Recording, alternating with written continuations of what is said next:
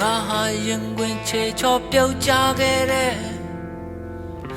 တော်လေးတစ်ချောင်းဘဝနဲ့လမ်းမထမမြင်သူယူငင်ကောက်ဖို့တောက်ပါခဲ့ရခံစားချက်နဲ့တိုက်ဆိုင်တယောက်ယောက်လက်မနေခွင့်ရဘဝခဏပျော်စရာပါဒါပေမဲ့မင်းတော့ရင်ငါမသိခဲ့နောက်ဆုံးကြ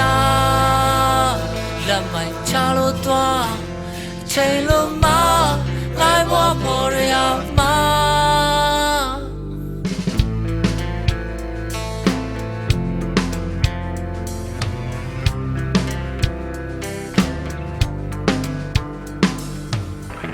အချိန်တွေကုန်ခန်းငါဟာစောင့်ခဲ့ရအပြေမသေးစားတဲ့ကြရင်ငါစသိမ့်သွား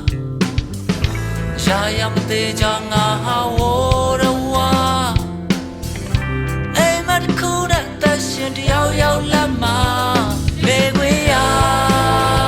ဘဝခဏပျော်စရာပါဒါပေမဲ့ဖွင့်တော့ရင်ငါမသိခဲ့နောက်ဆုံးကြလက်မချလို့သွားချိန်လို့မ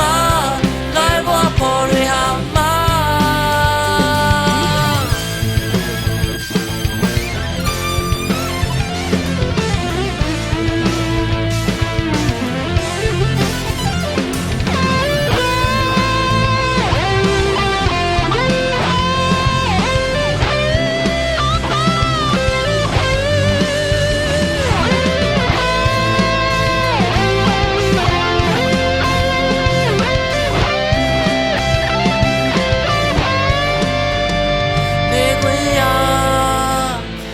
ခဏပျော်စရာပါ